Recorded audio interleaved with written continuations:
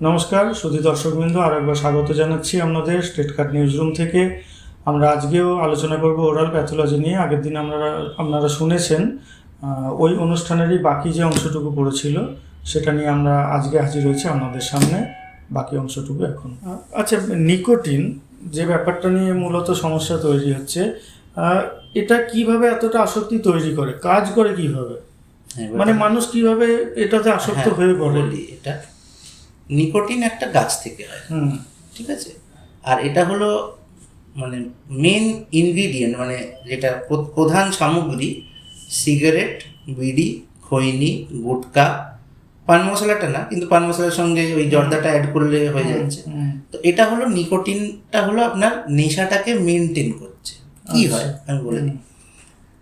কেউ তো জন্ম থেকে নিকোটিনে অভ্যস্ত হয়ে আসে না। কোনো একজন বন্ধু বান্ধব, আমরা বলি এটাকে পিয়ার প্রেশার, যে বন্ধু বান্ধব পার্টিতে গেছে, হোস্টেলে গেছে, ট্রাই কর না, প্রথমত সে একটু টানলো, একটু চেখে নিল। অনেকের একদম খারাপ লাগে, সে হলো না, সবাই অ্যাডিক্টেড হচ্ছে না। কিছু লোকের প্রথমে খারাপ লাগলো, কিন্তু দেখি আবার একটু করি, এই করতে করতে প্রথমে এটা জিনিসটা শুরু হয়।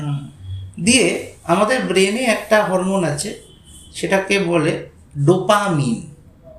ডোপামিন একটা হরমোন আছে। যখন এটা শুরু হলো, ঠক করে ব্রেন ওই হরমোনটাকে রিলিজ করলো। এক দুবারের পরে ওটা ওর ভালো লাগতে শুরু করে, মানে দ্য পারসন লাইকস ইট, যে না মাথা থেকে মানে একটু একটা কেমন একটা উদ্দীপনা পাচ্ছি আমি, হ্যাঁ তাহলে এটা তো ভালো জিনিস, বডি লাইক করতে শুরু করে। তো প্রথম স্টেজ হলো লাইকিং, তারপর আস্তে আস্তে ওটা তৈরি হয় হ্যাবিট, যেটা একটা অভ্যেস। এটা ঠিক আছে, চা খাচ্ছি তার সঙ্গে একটা সিগারেট খাও, বন্ধুদের সঙ্গে গল্প করছি একটু গুটকা খাও। প্রথমে হলো লাইকিং, তারপর হলো এটা হলো হ্যাবিট, তারপর আস্তে আস্তে এটা পরিণত হয় ডিপেন্ডেন্স। এটা ছাড়া আমি পারছি না, মানে তখন কিন্তু এটা মানে ওই লাইকিং হ্যাবিট না, তখন হয়ে গেছে ডিপেন্ডেন্স। এটা ছাড়া কনসেন্ট্রেশন না, দম পাচ্ছি না, কাজ করতে পারছি না, পড়াশোনায় মাথা লাগছে না, পরীক্ষা দিতে গেলে হয়তো আমি এটা ছাড়া পারবো না। হ্যাঁ, জিনিসটা আছে। এবং এর সঙ্গে দেখবেন আপনার একটা সূক্ষ্ম ব্যাপার আছে, বিশেষ করে ছেলেদের ক্ষেত্রে, যে একটা অনেকে মনে করে এই যে একটু সিগারেট খাচ্ছি, বাইক চালাচ্ছি, মুখে একদিকে কোণে ঝুলছে, আমাদের অনেক হিরোরা এটাকে প্রমোটও করছে, হিরোইজম প্রকাশ করছে। হ্যাঁ, মানে আমি mature, I am very mature, এবং খুব আনফর্চুনেটলি অনেক মেয়েরাও মনে করে এরকম পুরুষ মানুষ একটু সিগারেট খাবে না, খুব ম্যাচুর। এবং সেটা ওদের দেখা দেখি এবার অনেক আবার মহিলা আছে যারা একটু ফেমিনিস্ট করছে, পুরুষরা যদি খেতে পারে আমরা কেন খাবো না, সমান অধিকার আছে, আমরাও খাবো। এবং কলকাতায় দেখা গেছে যে রাইজ ইন সিগারেট স্মোকিং মেয়েদের মধ্যে অনেক বেশি, ওরাও খাচ্ছে। এবং বেঙ্গলের এটা যেটা মানে বাজে জিনিস যেটা হচ্ছে, সমান অধিকারটা তো একটু বেশি বেশি করে সবাই এখন খুব ইয়ে করছে, কোম্পানিরা এগুলো পছন্দ করে।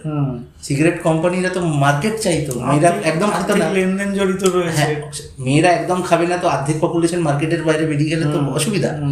তো ওদের মধ্যে হ্যাঁ সমান অধিকার, যার জন্য দেখবেন বিশেষ করে বাংলা টিভি সিরিজ, সিনেমা, এতে খুব মানে একটু ইয়াং জেনারেশনের ওইসব হলে মেয়েরা একটু সিগারেট মুখে দেবে, ওই আর সমান অধিকার, ছেলেরা বলছে ম্যাচও, দুজনে মিলে খাচ্ছে।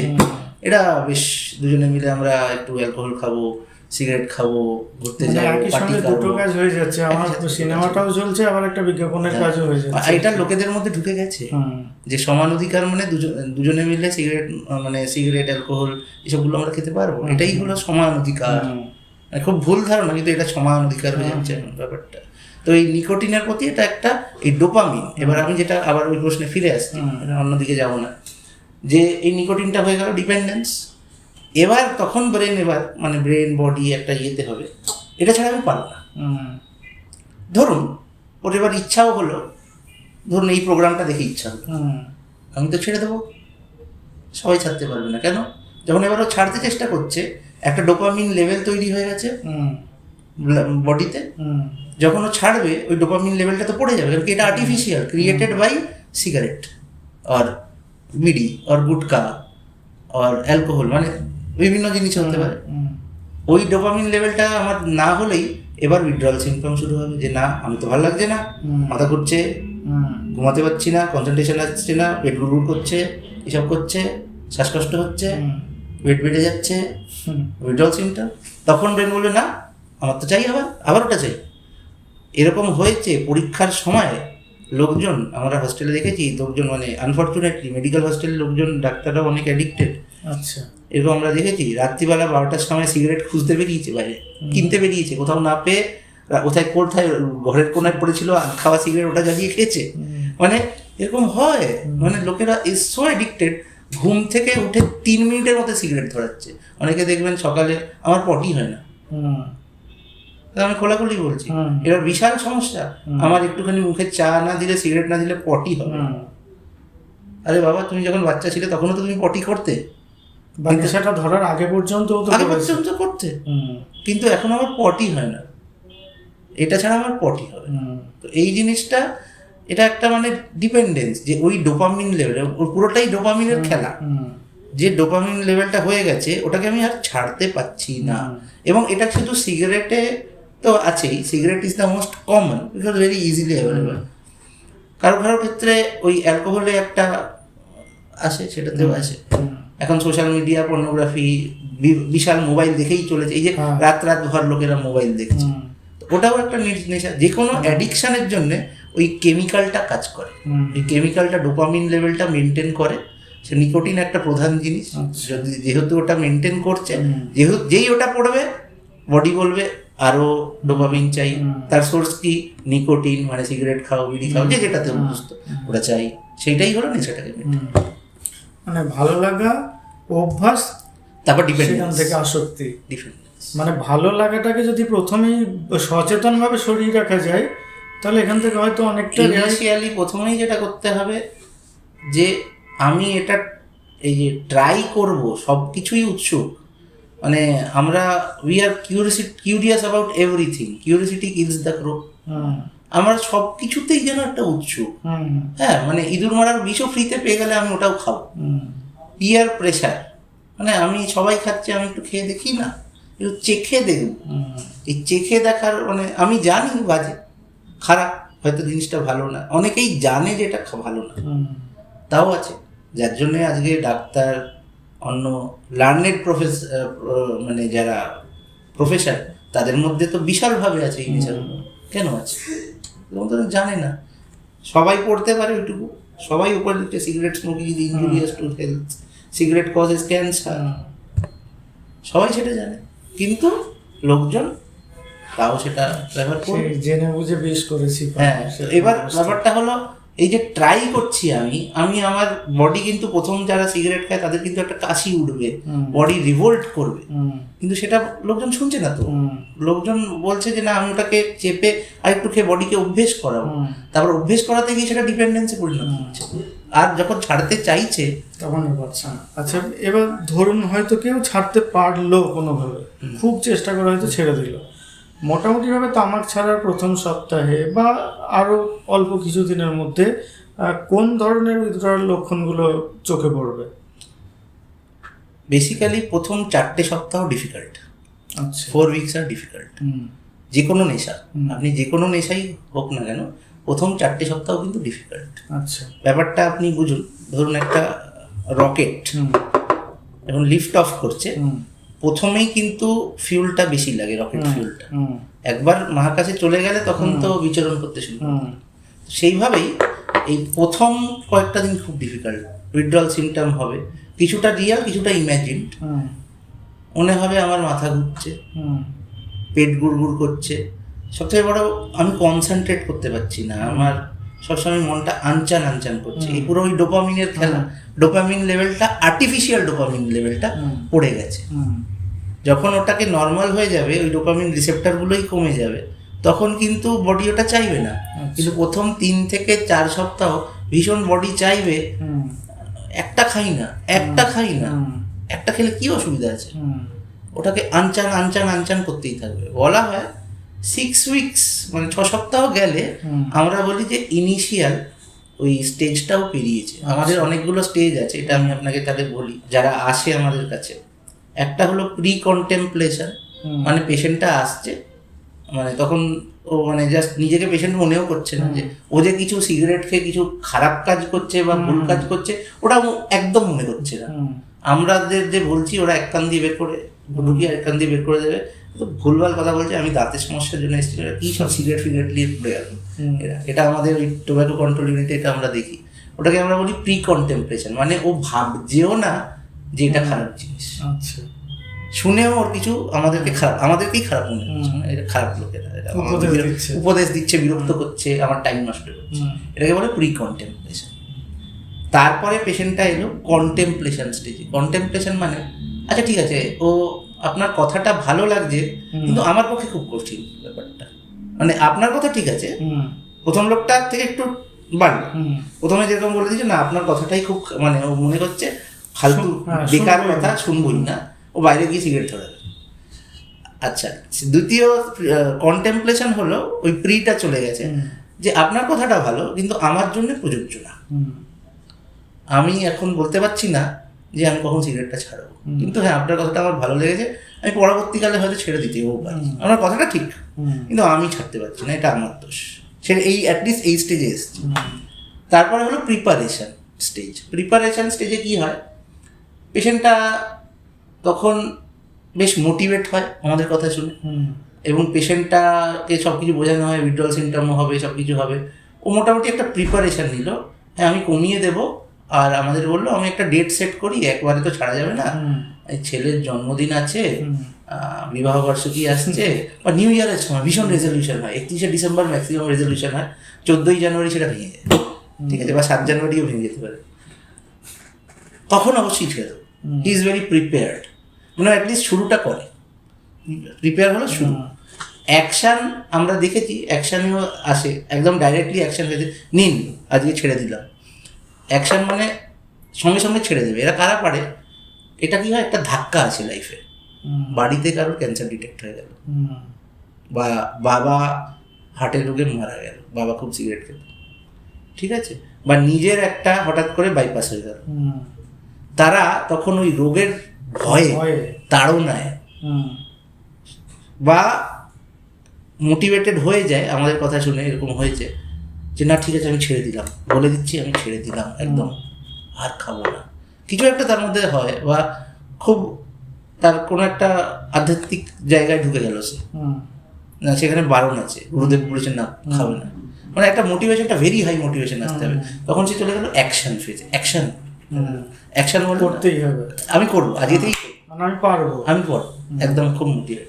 তো এই অ্যাকশন স্টেজ থেকে যখন 6 সপ্তাহ সে ছেড়ে দিয়ে আছে, আর কোনো সিগারেট বিড়ি গুটকা ফুটকা খাচ্ছে না, 6 সপ্তাহ পরে আমরা ওকে বলি মেনটেনেন্স, ও মেনটেনেন্সে চলে যাবে, যে না 6 সপ্তাহ হয়ে গেছে, এবার তুমি মেনটেনেন্সে আছো।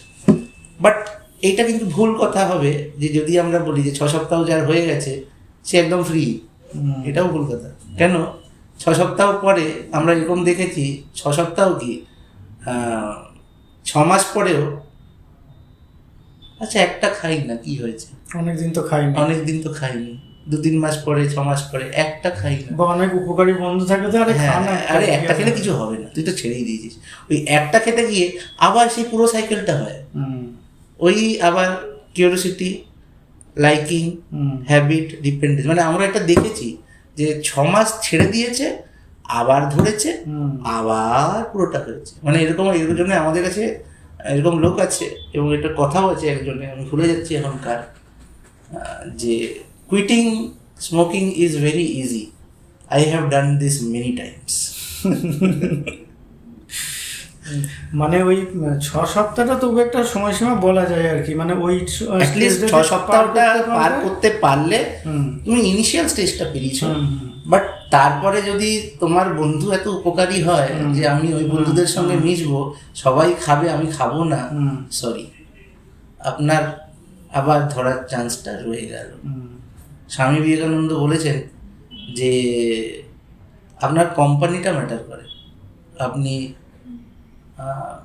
বর্ষার জল যদি ফুলের পাপড়িতে বলে তাহলে মায়ের পুজোর কাজে লাগে, বালতিতে যদি পড়ে তাহলে আপনার চানের কাজে লাগে, নর্দমাতে পড়লে কোনো কাজে লাগে না। আপনার বন্ধুরা যদি ওরকম নেশাড়ু টাইপের হয় চায়ের সঙ্গে সব সিগারেট খাচ্ছে, নেশা করছে, মদ খাচ্ছে, অ্যালকোহলিক, তাহলে আপনি ওরকমই হবেন। আপনি ফ্রি কতদিন থাকতে পারবেন? একটা ঘরে একটা ইয়াং ছেলেদের তো এরকম হয়, তো একটা ছেলে মোটামুটি ঘর থেকে গেছে, ও সিগারেট বিড়ি খেতই না। আমরা কলেজে যেটা দেখেছি, 18-19 বছরের ছেলে, ওর রুমমেট 2-3 জন যারা আছে, 4 জন হয়তো ছেলে, তার মধ্যে 2টো স্মোকার। তো বাকি 2 জনের উপর কিন্তু ওই এফেক্টটা পড়বে, যে ওরা খাচ্ছে আমরাও খাই, একটু ট্রাই করি অ্যাটলিস্ট। তো ইওর কোম্পানি ম্যাটার্স, সঙ্গদোষ।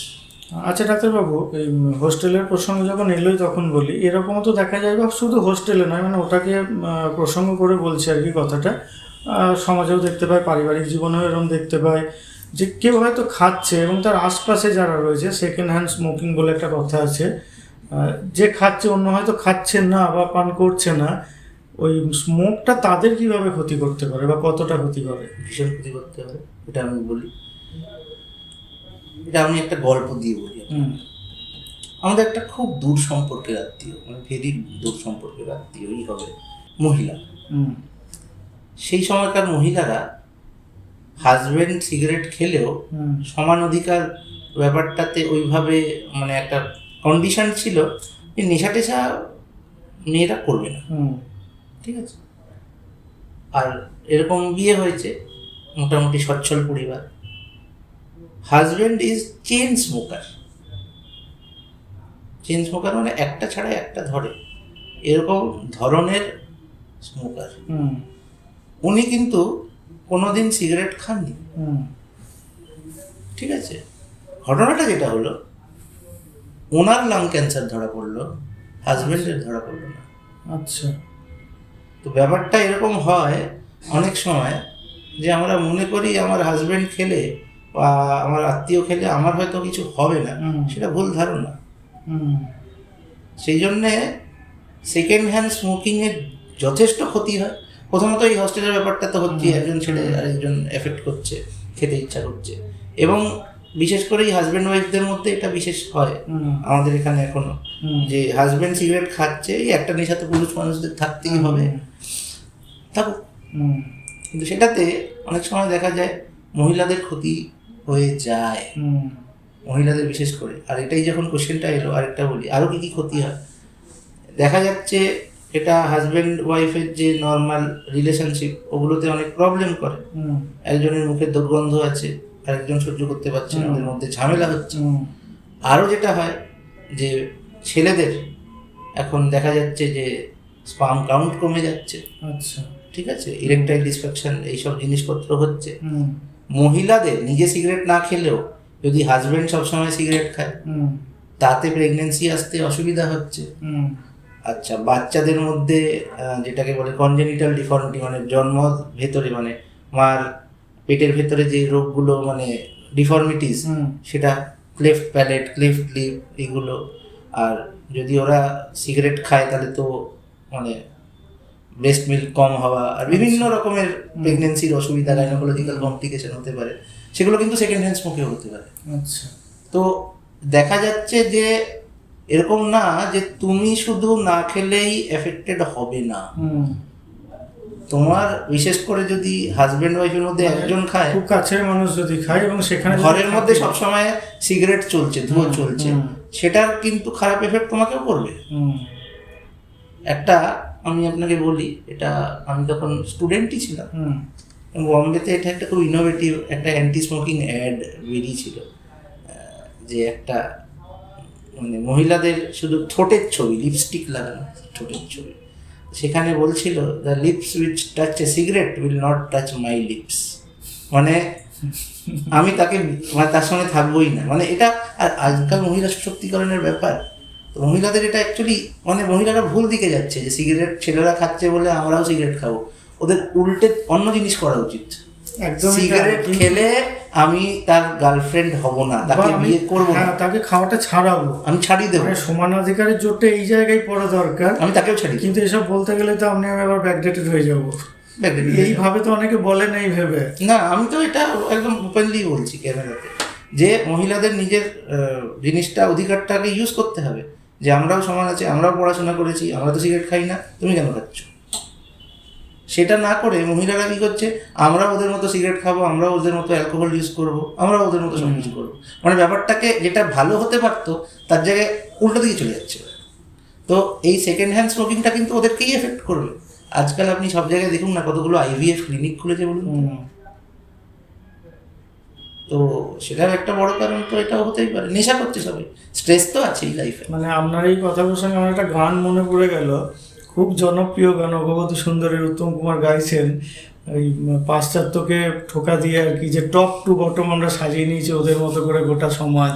মানে আমাদের ভালো যা কিছু আমরা সেগুলোকেও দিনে দিনে ত্যাগ করছি, আমাদেরকে ওদের মতো হতে হবে, ওদের মতো হতে হবে। আচ্ছা, অনেকক্ষণ আমরা তামাক নিয়ে আলোচনা করলাম এবং মূলত ওটাই আজকের আলোচনার কেন্দ্রবিন্দু বলা যায়, এবং ক্যান্সারের ঝুঁকি কতটা বাড়িয়ে দেয় সে সম্পর্কে আমরা জানলাম এতক্ষণ ধরে। এবার বলবো, তামাক খেলে ওই ক্যান্সার বাদ দিয়ে আর কি ধরনের সমস্যা হতে পারে শরীরের মধ্যে? খুব ভালো প্রশ্ন করেছেন আপনি, এটা আমি চাইছিলাম আপনি করুন। অ্যাকচুয়ালি আমরা ক্যান্সার নিয়ে খুব কথা বলছি, কিন্তু ক্যান্সার ইজ লাইক মানে heroine of this tobacco world, Deepika Padukone বা ক্যাটরিনা কাইফ, কিন্তু অ্যাকচুয়ালি এরা না। আমি আপনাকে যদি পরিসংখ্যান বলি, আমাদের দেশে এত ক্যান্সার কেন, কি যেটাকে বললাম 13 কোটি লোক স্মোক করে আর 24 কোটি লোক গুটকা খৈনি জাতীয় জিনিস খায়, তাদের একটা 2% করলেও বিশাল পপুলেশন হয়। অ্যাকচুয়ালি পার্সেন্টেজ ওয়াইজ দেখতে গেলে সিগারেট খাওয়ার থেকে ক্যান্সার হচ্ছে বা টোব্যাকো থেকে ক্যান্সার হচ্ছে, এটা কিন্তু মাত্র 2-3%ই আটকে যাবে। কিন্তু যেটা বেশি হচ্ছে সেটা অন্য রোগ।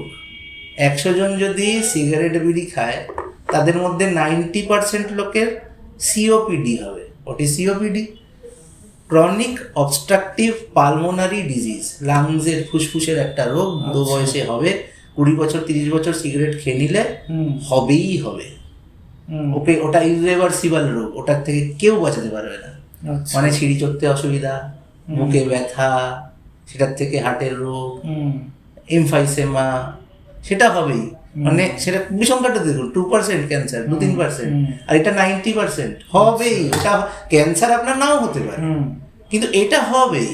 আচ্ছা, অর্ধেক লোকের হার্টের রোগ হবেই হবে, হাইপার টেনশন হওয়ার চান্স প্রায় 60-70% বেড়ে যাবে, স্ট্রোক হওয়ার চান্স 25% বেড়ে যাবে, তার সঙ্গে প্রেগনেন্সি কমপ্লিকেশন এগুলো আছে। তো অ্যাকচুয়ালি হার্টের রোগ, লাংসের রোগ আর ব্রেনের স্ট্রোক, এগুলো ক্যান্সারের থেকে অনেক বেশি। কিন্তু এইগুলো কিন্তু কোনো সিগারেট কোম্পানি সিগারেটের প্যাকেটে আনবে না। কেন আনবে না? ওরা লিখবে সিগারেট স্মোকিং কজেস ক্যান্সার। এমনি ক্যান্সার তো অত দেখা যায় না, 2%। আমার পাশের বাড়ির লোকের ক্যান্সার হয়েছে সিগারেট খেয়ে, এটা তো খুব একটা বেশি আমি দেখতে পাচ্ছি না। কিন্তু পাশের বাড়ির লোকের COPD হচ্ছে, হার্টের রোগ হচ্ছে, এটা তো ঘরে ঘরে দেখতে পাচ্ছি। ডায়াবেটিস হচ্ছে, এখন ডায়াবেটিস ক্যাপিটাল বেঙ্গল, তো সেগুলো তো আমি সবার ঘরে দেখতে পাচ্ছি, কিন্তু ওগুলো লিখলে তো আমার বিক্রি হবে না। সেই জন্যে ওইটা লিখবে না, ওইগুলো আরও অনেক বেশি হয়। এবং এগুলো আমরা টোব্যাকো কন্ট্রোল ইউনিটে বলি যে আপনি যদি মনে করেন শুধু ক্যান্সার, ক্যান্সার তো সবার হয় না, সেটা তো না, আপনাকে যে ক্ষতি করবেই এটা গ্যারেন্টেড। কেন? আপনার COPD হবে, হার্টের রোগ হবে, স্ট্রোক হওয়ার চান্স বাড়বে, এগুলো তো হবে। এবং তার সঙ্গে মুখের দাগ, মানে বাজে গন্ধ, আমাদের মাড়ির সমস্যা সব থেকে বেশি হয় ক্যান্সারের। ওইটা সবার ক্যান্সার হয় না, কিন্তু এইগুলো হবে আপনার 100%। আচ্ছা, এবার ধরুন কেউ হয়তো কষ্ট করে ছেড়ে দিল, আমরা ছাড়ার প্রসঙ্গে আলোচনা করলাম, কেউ হয়তো অনেক কষ্ট করে 6 সপ্তাহ স্টেজটা পেরিয়ে এলো বা ছাড়তে পারলো নেশাটাকে, কতদিন পর থেকে তার ক্যান্সারের ঝুঁকিটা অনেক কমে যাবে? দেখুন, এটা একটা জেনেটিক ব্যাপার যে ক্যান্সারের ঝুঁকিটা কতটা কমবে। তবে শুধু ক্যান্সার ছাড়াও অন্য যেগুলো আমি বললাম, COPD, হার্টের রোগ, এগুলো আস্তে আস্তে কমতে শুরু করবে। দেখা গেছে যে কেউ যদি 5 বছর এই নেশাগুলো করতো, ভীষণভাবে নেশা করতো, তারপর 5 বছর আর কোনো নেশা করলো না, he will be as good as a normal person. মানে একটা নর্মাল যে সিগারেট কোনোদিন খায়নি, তার হার্ট লাংসের যা কন্ডিশন হবে, তারও সেই কন্ডিশন হবে। আচ্ছা, আর এই ঝুঁকির সম্বন্ধে যেটা আমি বলবো, দুটো জিনিস আপনাকে মনে রাখতে হবে এই ক্যান্সারের ঝুঁকি। প্রথমত, আমাদের 3টে জিনিস আছে এই ক্যান্সার সম্বন্ধে। একটা হলো কনসেন্ট্রেশন, একটা হলো ফ্রিকোয়েন্সি, একটা হলো ডিউরেশন। কনসেন্ট্রেশন মানে কি পরিমাণে, মানে কি জিনিসটা নেশা করছে, কিভাবে ক্যান্সার ওটা তামাকটা খাচ্ছে। এবং দেখা গেল বিড়ি যারা খায় তারা সিগারেটের থেকে বেশি প্রবণ, মানে বেশি ক্যান্সার হয়। যারা পান মশলা খায় তারা নর্মাল পান, যেটা পুরোনো পান, পুরোনো দিনের পান, তাদের থেকে বেশি প্রোন। মানে এগুলোতে কনসেন্ট্রেশন অফ টোব্যাকো আর আদার প্রোডাক্টস আর বেশি, বিড়িতে আর পান মশলা। ঠিক আছে, এটা হয়ে গেল একটা। তারপরে আমরা যেটা দেখছি যে আপনার মানে এটা রিস্কটা, এটা হলো কনসেন্ট্রেশন। তারপর হলো ফ্রিকোয়েন্সি, দিনে কটা খায়।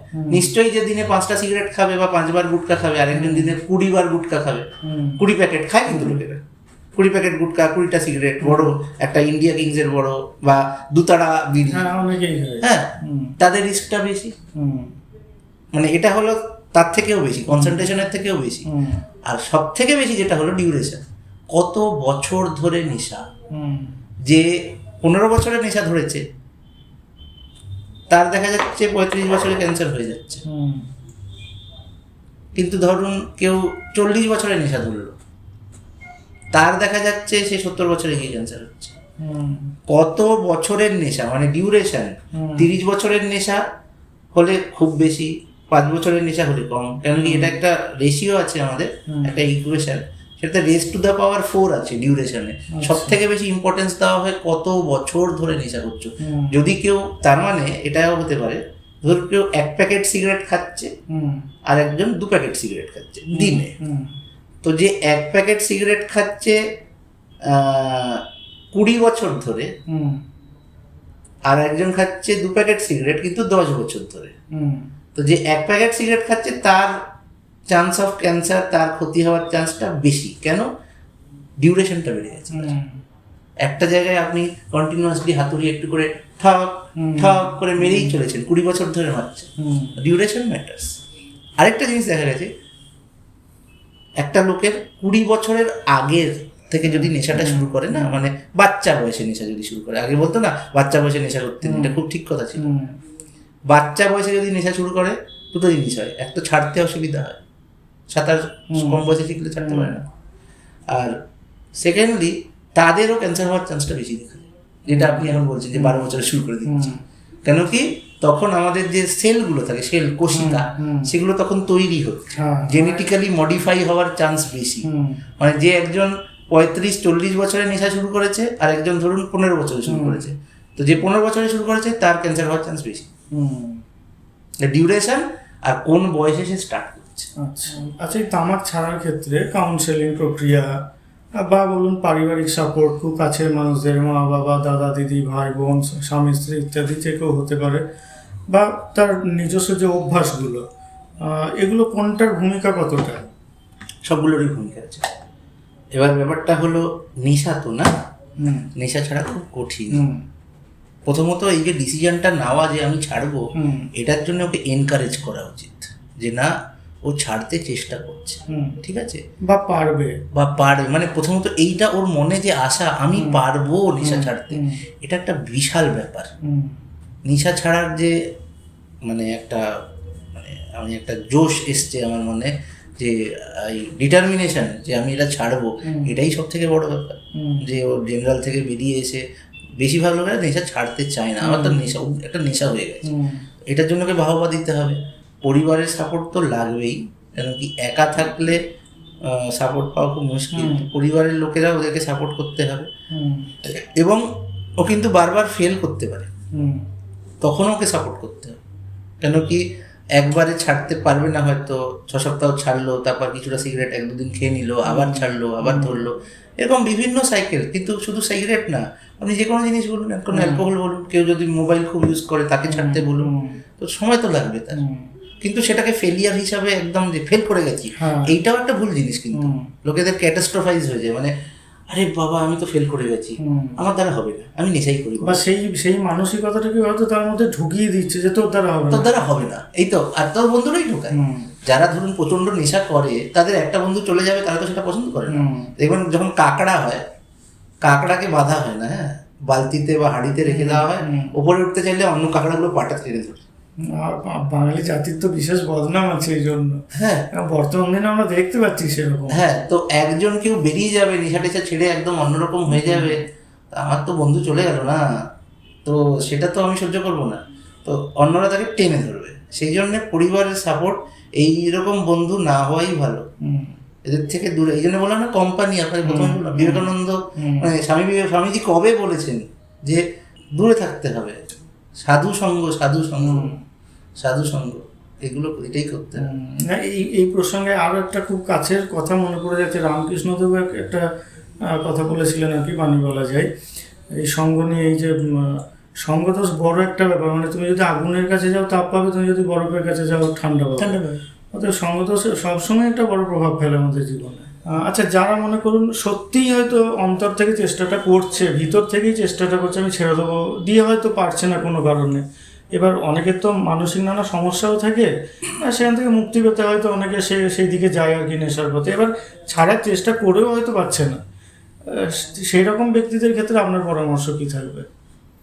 চেষ্টা চালাতে হবে। গীতায় একটা বাণী আছে, মাত্রা স্পর্শতু কন্তেয়া শীতোষ্ণ সূক্ষ্ম দুঃখদা আগামা পাইন নিত্য তাম স্থিতিক্ষ ভারত। এই যে আর্জ আসে একটা, মানে আমি নেশা করব, এটা কিন্তু টেম্পোরারি, এটার কোনো পা নেই, এটা আসবে, সমুদ্রের ঢেউয়ের মতো আসবে, থাকবে, আবার শীতোষ্ণ সূক্ষ্ম দুঃখদা, মানে যেরকম শীতের পরে গরম, গরমের পরে শীত, এসে আবার চলে যাবে সেটা, এটা কিন্তু টেম্পোরারি। আর যে আসবে না, আজকে যে সিগারেট খাওয়া একদম ছেড়ে দিয়েছে, তার যে পাড়ার মোড়ে সিগারেট খাওয়া দেখে বা সিগারেটের গন্ধ মুখে পেয়ে আবার সিগারেট খাওয়ার ইচ্ছা করছে না একটু, সেটা হয় না, সেটা কিন্তু হবে, কিন্তু সেটা আসবে আবার চলেও যাবে। তো সেটাকে কোপিং মেকানিজম আমাদের কিছু করতে হবে, যে এটা আসলে আমি এটা করব, কিছুদিন সেটা করতে হবে। ওই রকেট চলার মতো, আপনি যখন ধরুন প্রথম 4 সপ্তাহ খুব মুশকিল হবে, 6 সপ্তাহ পরে একটু কম হবে, 3 মাস চলে গেলে মনে হবে বাহ আমি তো 3 মাস পারছি, তাহলে আমি 6 মাসও পারবো, 6 মাস চলে গেলে বলবে আচ্ছা ঠিক আছে আমি 1 বছরও পারবো। মানে এই শীতোষ্ণা সূক্ষ্ম দুঃখ, মানে শীত গরম উষ্ণ এগুলো আসবে, কিন্তু এগুলো আগমা পাইন অনিত্যে, মানে আসছে আবার চলে যাচ্ছে, এটা কিন্তু টেম্পোরারি, এগুলো পার্মানেন্ট না, যে না আসলো বলে এটা নিয়েই আমাকে থাকতে হবে, ওটা নিয়ে ভাবতে হবে। সেই জন্য আমরা একটা কথা বলি, বিশেষ করে 4D, কিন্তু আমি তখন কি করব যখন আমার ভীষণ ইচ্ছা হচ্ছে। প্রথম কথা, আমার একটা সিগারেট খেতে খুব ইচ্ছা হলো, আমি বসে আছি, প্রথম কথা আমার পকেটে যেন প্যাকেটটা না থাকে, আমার পকেটেই যদি সিগারেট বিড়ির প্যাকেটটা থাকে তাহলে আমি ওটাকে খাবো, আমি কিন্তু ওটাকে পারবো না আটকাতে, নিজের কাছে থাকবে না। প্রত্যেকটা সিগারেটের জন্য যখন আমাকে বাইরে দোকানে যেতে হবে, আমার অটোমেটিক সেটা কমবে। আর কোনো একটা ওয়েতে ওটাকে ডিলে, আচ্ছা ইচ্ছা এসছিস অন্য কিছু করি, এটা অন্য কিছু করি, এরকম একটা রাক্ষসকে না খাইয়ে খাইয়ে মেরে ফেলতে হয়, ভেতরের ওই রাক্ষসটাকে মারতে হবে, ইচ্ছার ওই বাজে ইচ্ছার রাক্ষসটাকে। আমি ওকে খাবার দেবো না, ডিলে, ঠিক আছে এক্ষুনি করছি না, একটু কিছু একটা কাজ করতে শুরু করতে ডিলে করো প্রথমত। সেকেন্ড ডি হলো ড্রিঙ্ক ওয়াটার, একটু জল খেয়ে নাও, জল খেয়ে নাও একটু, ঠিক আছে, জল খেলে একটা ছোট্ট ডোপামিন একটা সিক্রিট হয়, জল খেয়ে নিলাম। থার্ড হলো 3 বার ডিপ ব্রিদিং, 3-4 বার আমি রাগ হচ্ছে দুঃখ হচ্ছে মানে ডিপ ব্রিদিং করো, ডিপ ব্রিদিং। আর লাস্ট হলো নিজেকে ডিস্ট্র্যাক্ট করে দাও, অন্য কিছু একটা, এসি ঘরে ঢুকে যাও, ওই যেখানে থেকে লোকেরা সিগারেট খেত ওখানে, কি রে কোথায় যাচ্ছিস, আমি ওই রাস্তা দিয়ে যাবোই না, অন্য রাস্তা দিয়ে বাইক চালিয়ে যাবো, একটু ঘুরে যাবো, ওদেরকে দেখবো না বিকেলবেলা। তো এই 4টে ডি ইউজ করতে হবে, delay, drink water, deep breathing, distract.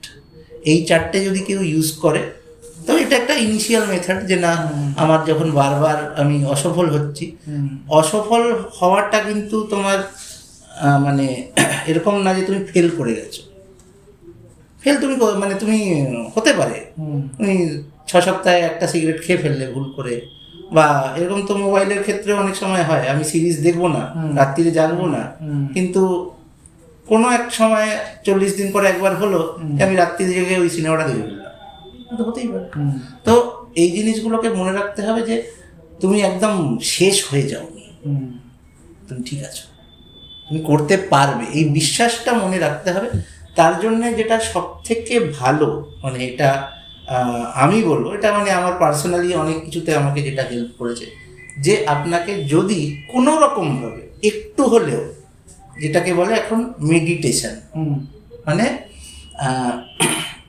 ধ্যান করার ক্ষেত্রে যেটা সব থেকে ইজিয়েস্ট ওয়ে, যেটা আমি ফলো করি, এবং এটা সবার জন্য আমি বলছি না, কেন কি আমি যেটা আমি নিজে করি সেটা সবাই হয়তো করতে পারবে না বা সবার ভালো লাগবে না, যে কোনো রকমভাবে ভগবানের নাম করা, যে কোনো ভগবান যেটা আপনাকে ভালো লাগে। আমি হরে কৃষ্ণ মহামন্ত্র করি, হরে কৃষ্ণ কৃষ্ণ কৃষ্ণ হরে হরে রাম হরে রাম রাম রাম হরে।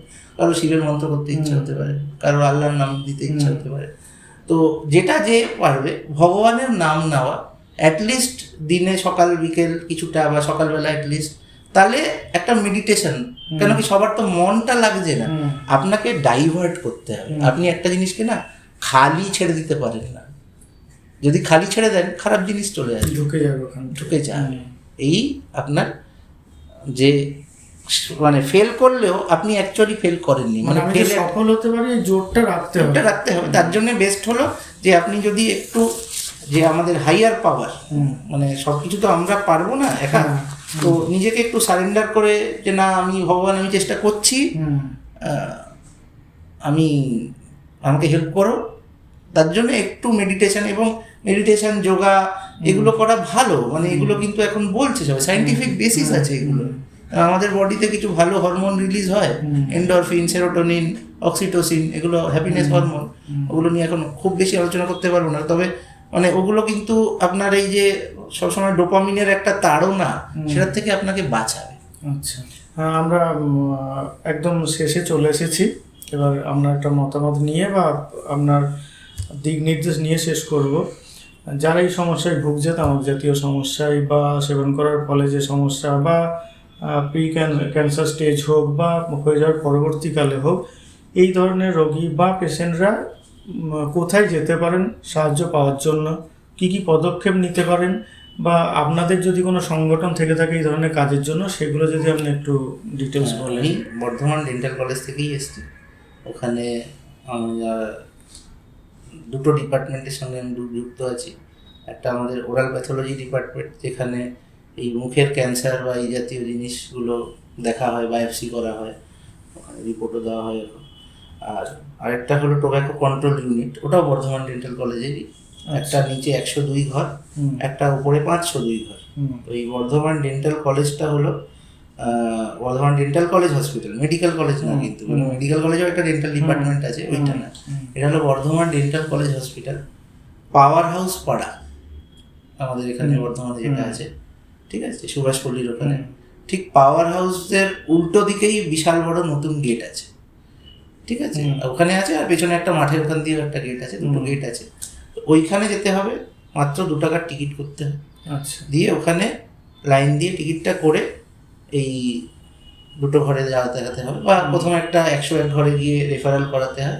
তো এই দুটো ঘরে আপনাদের মুখের কোনো এই জাতীয় সমস্যা হলে আপনাকে ওইখানে পাঠিয়ে দেওয়া হবে, ওরাল প্যাথোলজি ঘরে, যে ওখানে নতুন পেশেন্টদেরকে দেখা হলো যারা এই সময় সমস্যায় ভুগছেন।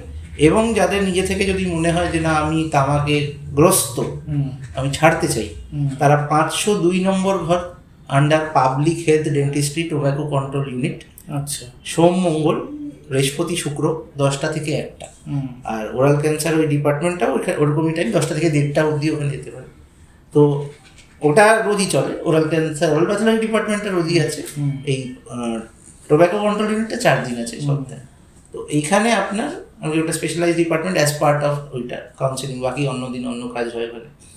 তো ওখানে গিয়ে আপনি স্পেশালাইজড, ওখানে এখন সবাইকেই মোটামুটি আমি অনেক বছর ধরে শুরু করেছি, ওখানে পড়ানো হয় ওদেরকে এই যে 4D বা যতগুলো আমি জিনিস বললাম, ওরা ডিটেলে ইন্ডিভিজুয়ালি একটা পেশেন্টকে ধরে ধরে ওর রেকর্ড রাখে এবং ওদেরকে বোঝায় যে আপনার অনুযায়ী মানে কি করে এই জিনিসটা আপনি এটাকে ছাড়তে পারেন, কেন ছাড়া উচিত, বোঝাবে, আপনার ফোন নম্বর নেবে, ফলো আপ করবে, আপনাকে আবার ডাকবে, এবং ইনিশিয়াল কিছু কাজ ওখানে করে দেওয়া হয়, ওইখানে স্কেলিং টেলিং কিছুটা করে দেওয়া হবে ওই ডিপার্টমেন্টে। তো এই জিনিসটা যারা ছাড়তে চায় তারা অবশ্যই স্পেশালাইজ কাউন্সিলিং এর জন্য, অনেকে মনে করে এটা তো কোনো ব্যাপারই না, ওখানে যাবো কেন শুধু শুধু একটা ডাক্তার দেখাতে, কিন্তু এইটা থেকে আমরা এখন 5,000 পেশেন্ট অলরেডি আমরা ক্রস করে গেছি, 5,200 কাছাকাছি আমরা পৌঁছে গেছি। মাঝখানে কোভিডে কিছুদিন বন্ধ ছিল, তাও আমরা অনেকটা কাজ করেছি। তো অনেকেই উপকৃত হয়েছে। আর অনেক আপনারা গিয়ে শুনতে পারেন, খোলা মনে শুনতে হবে, মানে এটা তো কোনো ব্যাপারই না, আমি চাইলেই ছেড়ে দিতে পারি, এইটা একটা লোকেরা মনে করে আমি তো চাইলেই ছেড়ে দিতে পারি। ওটা তো সবার ক্ষেত্রে নিজের চেষ্টা করে তো লোকজন ছাড়তে পারছে না, তারপর ভুগছে। হুম, তো সেই জন্যে আপনারা ওখানে যাবেন, আপনাদের একটা হেল্প হবে। আশা করি আপনারা কিছু ওখান থেকে অ্যাটলিস্ট পাবেন, অ্যাটলিস্ট একটা দিক নির্দেশ পাবেন হুম, হুম। যে এইভাবে আমরা এগোবো জিনিসটা বা এগোতে ছাড়তে হবে। পারি। হুম, এবং মুখের যদি কোনো ঘা, আমি আগে তো এতটা আলোচনা করলাম যেটা সারছে না, হুম, সেটার জন্য তো অবশ্যই আপনি ডেন্টাল কলেজে গিয়ে দেখাতে পারেন যে 2-3 সপ্তাহ হয়ে গেছে এখন ঘাটা সারছে না, তা চেক করিয়ে নেওয়া ভালো। আচ্ছা। তো dental college, Bardhaman dental college, power house পাড়া, হুম। ওখানে 2 টাকার টিকিট দিয়ে আপনি এইসব সুবিধাগুলো পেয়ে যাবেন। অনেকক্ষণ আমাদের আলোচনা চললো। আপনার বলার ধরন খুব ভালো, এবং আপনি একজন ধন্যবাদ। ব্যস্ত মানুষ হিসেবে আমাদেরকে যে এতটা সময় দিয়েছেন তার জন্য ব্যক্তিগতভাবে আমি, ক্যামেরাম্যান বা আমাদের স্টেট কার্ড নিউজ প্রত্যেকে আমরা আপনার কাছে কৃতজ্ঞ। অনেক কিছু জানা গেল, অনেক কিছু জানানো গেল, আশা করি আপনাদের কাজে লাগবে। এবং আবারও যদি কোনো দিন দরকার লাগে আর কি, আশা করি আপনি সাহায্যের হাত বাড়িয়ে দেবেন আমাদের জন্য। আজ এখানেই তাহলে শেষ করি।